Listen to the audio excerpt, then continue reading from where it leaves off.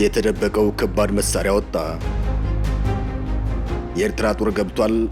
የነጌታቸው ሚስጥር።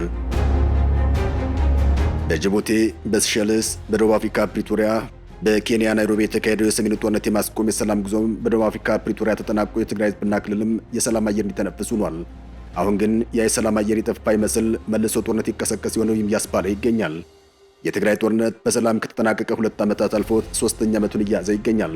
ሆኖም ግን ሰሞኑን እየወጡ ያሉ መረጃዎች የዓለም አቀፉ ማህበረሰብ የኢትዮጵያን ህዝብ ብለውም የትግራይን ህዝብ ዳግም የበለጠ ስጋት ውስጥ የሚከቱ ሆኗል። በሰሜን ኢትዮጵያ ዳግም ጦርነት ይቀሰቀስ ሲሆን የበርካቶች ጥያቄ ነው። ስምረት ፓርቲ በትግራይ ክልል የተደበቁ ከባባድ የጦር መሳሪያዎችን ህወሓት አውጥቶ ወደ አማራና ወደ አፋር ክልሎች እያስጠጋ ነው ሲል ከሷል። ለዚህ ክስም እስካሁን ድረስ በህወሓት በኩል ምላሽ አልተሰጠበትም።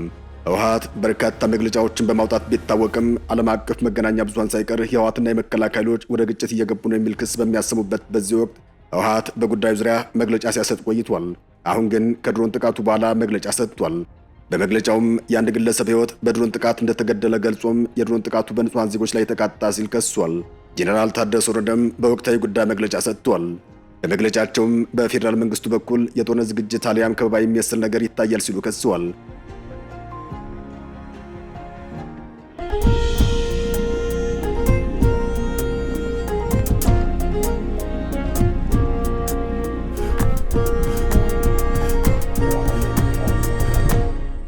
በትግራይ በበርካታ ቦታዎች የድሮን ጥቃት እየደረሰ ነው። የአየር መንገድ በረራ አቁሟል። ከዚህ በተጨማሪም ባንኮች ስራ እየሰሩ አይደለም። ይህ ድርጊት ማለትም የድሮን ጥቃቱና የአየር መንገዱ በረራ ማቆም የባንክ ስራ መስተጓጎል የጦርነት ከበባ ወይም ዝግጅት ይመስላል ሲሉ ተናግረዋል። ይህ ሁሉ መሆኑ ከባድ ስህተት ነው በማለት የፌዴራል መንግስቱን ከሰዋል። ጄኔራል ታደሰ ወረደ የተፈናቃዮች ጉዳይና የግዛት ጉዳይ የጦርነት ስጋት ነው፣ ይህ ጉዳይ የተቀበረ ፈንጅ ነው፣ ሊፈታ ይገባል ሲሉም አስጠንቅቀዋል። ችግሩ በፖለቲካዊና በሰላማዊ መንገድ ሊፈታ ይገባል ሲሉም አጽንኦት ሰጥተዋል። ጄኔራሉ በዚሁ መግለጫቸው ላይ የትግራይ ጥያቄ ግልጽ ነው፣ ተፈናቃዮችን መመለስ አንደኛው ሲሆን ሁለተኛው ሉዓላዊ ወሰናችንን ማስከበር ነው ሲሉ ተደምጠዋል። ያ ካልሆነና ተሸፋፍኖ ከቀረ ግን ጦርነት ይፈነዳል ሲሉ አስጠንቅቀዋል። ህወሓት በበኩሉ ከአንድ ሳምንት ዝምታ በኋላ መግለጫን አውጥቷል። የድሮን ጥቃትም በሁለት አይሱዞች ላይ መድረሱን ገልጿል። እስካሁን ድረስ የፌዴራል መንግስቱ በጉዳዩ ዙሪያ መግለጫ አልሰጠም። ህወሓት ግን እየተደረገ ያለውን ነገር ግጭት ሳይሆን ጦርነት የሚመስል ነገር ነው በማለት አሳውቋል። የፌዴራል መንግስት ከዚህ በፊት ህወሓት በወልዲያ አቅራቢያ ጦርነት ከፍቷል፣ በዚህ ጦርነትም የኤርትራ መንግስት ሳይቀር እገዛ አድርጓል በማለት ለተባበሩት መንግስታት ድርጅት ሳይቀር ደብዳቤ መጻፉ ይታወሳል። ህወሓትም የመልስ መግለጫ ወይም ማስተባበያ ለተባበሩት መንግስታት ድርጅት መላኩ እንዲሁ። አሁን ግን ሁለቱም ኃይሎች ዝም ጭጭ ብለዋል። ቄሱም ዝም መጽሐፉም ዝም እንደሚባለው ሆኗል ተብሎም ተወቅሰው ነበር። ህወሓት ግን ዝምታውን ሰብሯል። በትግራይ ክልል በረራዎች ከተቋረጡ ቀናቶች እየተቆጠሩ ይገኛል። ባንኮችም የተለመደ ስራቸውን በአግባቡ እየሰሩ አይደለም። የገንዘብ እጥረትም በክልሉ ላይ ተከስቷል። የመቀሌ ህዝብ ከባንክ ገንዘቡን ለማውጣት ይጣደፈ ይገኛል። እኛ ሰላምን የምንፈልገው ነገር ግን የምንሰማው ነገር ያስጨንቃል። ስለዚህ ገንዘባችንን በእጃችን መያዙ አይከፋም እያሉ ይገኛል። ሆኖም ግን ጥሬ ገንዘብ ከየት ይገኝ? ነገሮች ሁሉ ከባድ ሆነዋል። ስምረት ፓርቲ ደግሞ ህወሓት በሻዕቢያ መንግስት እየተመራ ወደ ጦርነት ገብቷል፣ የኢትዮጵያ መንግስት የመገልበጥ ዓላማ አለው ሲል ከሷል። ለዚህ ክስም ህወሓት እስካሁን ድረስ መልስ አልሰጠበትም። የአቶ ጌታቸው ረዳ ፓርቲ አመራሮች የኤርትራ ጦር ትግራይ ክልል ገብቷል የሚል ተጨማሪ ክስም አቅርበዋል። ስምረት ፓርቲ በመግለጫው ላይም ህወሓት ከሻዕቢያ የተሰጠውን ተልዕኮ በመቀበል እስከ አፋርና ከዚያም እስከ ጎንደር የሚዘልቅ ሰፊ ጥቃት ለማካሄድ ዝግጅቱን አጠናቆ ለህዝብ በይፋ ሳይናገር የኃይል እንቅስቃሴና የተኩስ ድርጊት እየፈጸመ ይገኛል ሲል ወንጅሏል። ዓላማውም የኢትዮጵያ መንግስት በኃይል መገልበጥ መሆኑን አስረድቷል። በሚኒስትር ደረጃ የጠቅላይ ሚኒስትሩ አብይ አህመድ የአፍሪካ ቀንድ ጉዳዮች አማካሪ የሆኑት አቶ ጌታቸው ረዳ ፓርቲ የሆነው ስምረት ፓርቲም ህወሓት ተደብቆ የከረመውን ከባባድ የጦር መሳሪያ እያወጣ ነው ሲል ከሷል። በመግለጫውም ስምረት ፓርቲ ይህን ሲል ተደምጧል። ቀብሯቸውና ደብቋቸው የነበሩትን ከባባድ መሳሪያዎችን ካሉበት በማውጣት ወደ አማራና ወደ አፋር ክልሎች እያስጠጋ መሆኑን ስምረት ፓርቲ ከገለጸ በኋላም ከድንቁርና ስሌቱ በመነሳት ለዚህ ዘመን በማይመጥን ቁመና ሊዋጋ አንድ ቡድን ሚሊሻ የሆኑ አጋፋሪዎችን አሰልፎም ሲፎክር ይውላል ሲል ወንጅሏል። ስምረት ፓርቲም የዚህ ጦርነት ዋና የጀርባ አቀናባሪ ሻዕቢያ ነው የሚል ክስ አሰምቷል። የኤርትራ ጦር ትግራይ ክልል ገብቷል ወይስ አልገባም በሶስተኛ ወገን ያልተረጋገጠ ዜና ነው። የፌዴራል መንግስት ብዙ ጊዜ የኤርትራ ጦር ከኢትዮጵያ ድንበር አካባቢዎች መውጣት አለበት የሚል ክስ ለተባበሩት መንግስታት ድርጅት ለዓለም አቀፉ ማህበረሰብ ክስ ማቅረቡ ይታወሳል። የኤርትራ መንግስት በበኩሉ የኢትዮጵያ መሬት በጭራሽ አልፌ አልያዝኩም፣ በአልጀርሱ ስምምነት የተሰጠኝ መሬት ነው ያዝኩት ሲል ይደመጣል። አሁን ደግሞ የኤርትራ ጦር የኢትዮጵያን ድንበር ጥሶ ትግራይ ክልል ገብቷል የሚል ክስ የስምረት ፓርቲ አመራሮች ቢገልጹም በጉዳዩ ዙሪያ የፌዴራል መንግስት መግለጫ አልሰጠም። ሰሜኑ አካባቢም በአሁኑ ሰዓት ጦርነት እያንዣበበበት ይገኛል። የሰሜኑ ጦርነት በርካታ የሰው ኃይል እንዳሳጣም አደራዳሪዎቹ እነ ኦባሳንጆ ሳይቀር ገልጸውታል። ኦባሳንጆ በአንድ ወቅት ለፋይናንሻል ታይምስ መጽሔት እንደገለጹትም በትግራይ ክልል ጦርነት ቢያንስ 600 ሺህ ሰው ሞቷል ማለታቸው ይታወሳል። በትግራይ ጦርነት ወይም በሰሜኑ ጦርነት ምን ያክል ሰው ሞቷል የሚለው ጉዳይ እስካሁን ድረስ መልስ አልተገኘለትም። በአንድ ወቅት የህወሓቱ ሊቀመንበር ዶክተር ደብረጽዮን ገብረ ሚካኤል 1 ሚሊዮን የሚጠጋ ህዝብ ሞቷል የሚል ዜና እንሰማለን፣ ይህ መረጃ ማን ያረጋገጠው ሲሉ መናገራቸው በትግራይ ዲያስፖራዎች በኩል ቁጣን መቀስቀሱ ይታወሳል። የሰሜኑ ጦርነት ምን ያክል ሰው ቀጠፈ በማስረጃ የተደገፈ መረጃ እስካሁን ድረስ አልቀረበም። ነገር ግን በርካታ ህዝብ እንዳለቀ ይታወቃል። የሰሜኑ ጦርነት ሶስቱን ክልሎች ጎድቷቸዋል። በተለይም የትግራይና የአማራ ክልሎችን እጅግ በጦርነት የተጎዱ ክልሎች አድርጓቸዋል። የአፋር ክልልም ቢሆን መጠነኛና ቀላል የማይባል ጉዳት ደርሶበታል። እነዚህ ሶስት ክልሎች አሁንም የጦርነት ስጋት ውስጥ ገብተዋል። ይህ አስከፊ ጦርነትን ለማስቀረት ብዙዎች ድምጻቸውን እያሰሙ ይገኛል። የአፍሪካ ህብረት ኮሚሽን ሊቀመንበር ሙሐመድ አሊ ዩሱፍ ሁሉም ወገኖች ከግጭትና ከጦርነት እንዲታቀቡ በጥብቅ አሳስበዋል። ኮሚሽኑ አርብ ዕለት ባወጣው መግለጫም በቅርብ ጊዜ እየታዩ ያሉ ክስተቶች ከፍተኛ ስጋት እንደፈጠሩባቸው አስታውቋል። በፌዴራል መንግስትና በህዝባዊ ወያኔ ሓርነት ትግራይ ህወሓት መካከል ጥቅምት 23 ቀን 2015 ዓ.ም በፕሪቶሪያ የተፈረመውንና በአፍሪካ ህብረት የተመራውን የዘላቂ ግጭት ማስቆም ስምምነት ተከትሎ የተገኘው በከባድ መስዋዕትነት የመጡ ድሎችን መጠበቅ እጅግ አስፈላጊ መሆኑን ሊቀመንበሩ ዳግም አጽንኦት ሰጥተውበታል።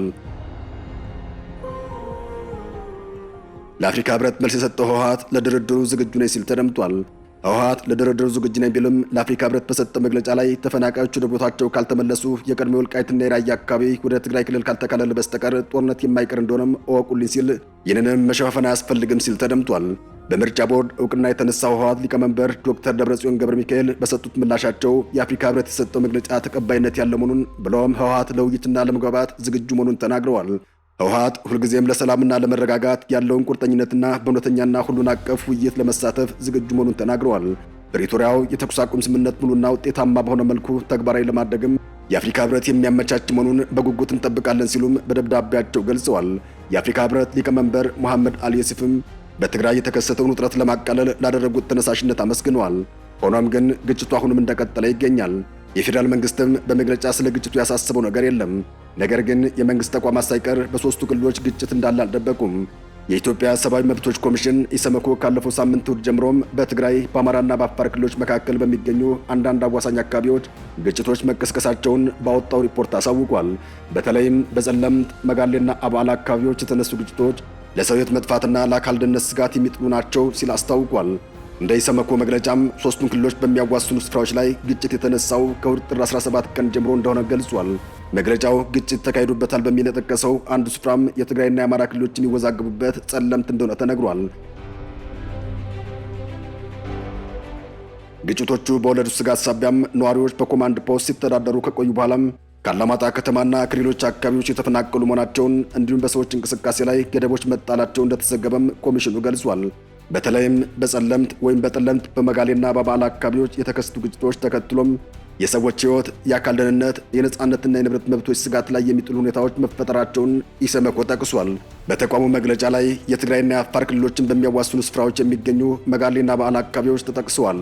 በዚህ ሳምንትም ግጭት እንደተካሄደበት የተገለጸው የአፋር ክልል መጋሌ ወረዳም ባለፈው ጥቅምት መጨረሻ ላይ ተመሳሳይ ሁኔታ ውስጥ ገብቶ እንደነበረ ቢቢሲን ጨምሮም ዓለም አቀፍ የዜና ወኪሎች የሆኑት ሮይተርስና አጃንስ ፍራንስ ፕሬስ ዘግበዋል።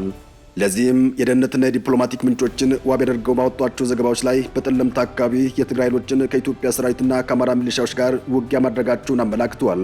በራያ በኩል ከራያ 6ቱም ወረዳዎች የሚፈናቀሉ ሰዎች ቁጥር በየዕለቱ እየጨመረ መሆኑን የተለያዩ ዘገባዎች እያመላከቱ ይገኛል። ተፈናቃዮች ወደ ቆቦና ዋግ ኽምራ ያቀኑ ሲሆን መንግስትም ትኩረት ሰጥቶት እርዳታ እንዲያቀርብላቸው ጠይቀዋል። በየቀኑ የተፈናቃዮች ቁጥር እየጨመረ መሆኑንም ጠቁመዋል። የአላማጣ ከተማ ተፈናቃዮች ለጀርመን ራዲዮ ጣቢያ ዲደብሊው ሲያስረዱም በአሁኑ ሰዓት የሚደርስልን አጥተናል ሲሉ ተደምጠዋል። በዚህ ጉዳይ ዲደብሊው እንዲህ ሲል ዘግቧል። ከአላማጣ በመሸሽ ወደ ቆቦ ከተማ ያቀኑ ሰዎች እስካሁን መጠለያና ምግብ እንዳላገኙ የገለጹት የአላማጣ ከተማ ነዋሪዎች ዘመድ ያለው ከዘመዱ ሲጠጋ፣ ሌሎች ግን የሚያናግረን አካል የለም ሲሉ ተደምጠዋል። እንዳለ ወጣቱና ህዝቡ ነው ነቅሎ የወጣው። ልጆች ይዘናል። አሁን እኔ ራሴ ከቤተሰብ ተጠግቼን ያለሁት ልጅ ይዣለሁ። የሚላስ የሚቀመስ የለኝም። እስካሁን ድጋፍ አልተደረገልንም። ችግር ውስጥ ነን ሲሉ ተደምጠዋል። አሁን ካላማጣ ከተማ ሆነ ከአካባቢው ወደ ሌሎች ቦታዎች መንቀሳቀስ የመኪና ትራንስፖርት አለመኖሩም ሰው በፍርሃት በእግሩ እየወጣ መሆኑም ተገልጿል። ስጋቱ ከጊዜ ወደ ጊዜ እየጨመረ ነው። ከ350 በላይ ሰዎች ታፍነዋል። አፈናው አሁንም ቀጥሏል። የታሰሩ ሰዎችም 500 እና 300 ሺህ ብር እየከፈሉ ስለሚያስወጧቸው ነገም እያንዳንዱ ጣፈንታው ይህ ሊሆን ስለሚችል ሁሉም ለቀው ወጥቷል፣ ከተማ ባዶ ነው ሲሉ ተደምጠዋል። ባላማጣ ከተማ ብቻ ሳይሆን በመቀሌ ከተማም ውጥረት ነግሷል። በትግራይ ክልል መልሶ ጦርነት ይቀሰቀስ ሲሆን በሚል ስጋትም ህዝቡ ከባንኮች በርከት ያለ ጥሬ ገንዘብ የማውጣት እንቅስቃሴ ብሶበት ቀጥሏል። በዚህም ጥር 2 2018 ዓ.ም በሁሉም የክልል አካባቢዎች የሚገኙ የመንግስትና የግል ባንኮች በረጃጅም ወረፋዎች ተጨናንቀው ታይተዋል ሲል ቲክቫህ ኢትዮጵያ ዘግቧል። ባንኮች በጥሬ ገንዘብ ለቆጣቢ ደንበኞች ሲሰጡ የነበረው ቁጥርም እየቀነሰ ሄዶ ዓርብ ዕለት ካሽ ተሟጦ አልቋል በሚል ከሂሳብ ወደ ሂሳብ ማሸጋገር ገቢ የማድረግ አገልግሎት ከመስጠት ውጭም አብዛኞቹ ጥሬ ገንዘብ መስጠት አቁመዋል። ባንኮች የሚሰጡት ጥሬ ገንዘብ ማቆማቸውን ተከትሎም ጥር 21 2018 ዓ.ም የነበረው የገበያተኛውን ግርግርና መጨናነቅ ቀንሶ ታይቷል። ይህም ጦርነት ማስቆም አለብን ሲሉ የትግራይ ክልል ተቃዋሚ ፓርቲዎች በመግለጫቸው አሳውቀዋል። በትግራይ ክልል የሚንቀሳቀሱ ተቃዋሚ የፖለቲካ ፓርቲዎችም በተናጠል በጻፉት ደብዳቤያቸው በክልሉ ዳግም ጦርነት ሊቀሰቀስ ይችላል የሚል ከፍተኛ ስጋት እንዳላቸው በመግለጽ ዓለም አቀፍ አሸማጋዮችና የፕሪቶሪያ ሰላም ስምምነት ዋስትና ሰጪዎች በአስቸኳይ ጣልቃ እንዲገቡ ጥሪያቸውን አቅርበዋል። ሳልሳይ ወያነ የትግራይና የትግራይ ነጻነት ፓርቲ ለተባበሩት መንግስታት ድርጅት፣ ለአፍሪካ ህብረት፣ ለአሜሪካ፣ ለአውሮፓ ህብረትና ለፕሪቶሪያ የሰላም ስምምነት አደራዳሪዎችና ለሌሎች ዋስትና ሰጪ አካላት በጻፉት ደብዳቤያቸው እየጨመረ የመጣውን ፖለቲካዊና ወታደራዊ ውጥረት ደካማ የሆነውን የሰላም ሂደት ሊያናጋው እንደሚችል ስጋታቸውን ገልጸዋል። ሳልሳይ ወያነ የትግራይ ዓለም አቀፉ ማህበረሰብ ዝምታውን መርጦ እርምጃ የማይወስድ ከሆነ ጦርነቱ በትግራይ ብቻ ሳይሆን በመላ አፍሪካ ቀንድ ላይ ሊቀለበስ የማይችል ጥፋት እንደሚያስከትል አስጠንቅቋል። ሰላም ለሀገራችን፣ ሰላም ለህዝባችን ይሁን። አበቃን። ሰናይ ጊዜን ተመኘን።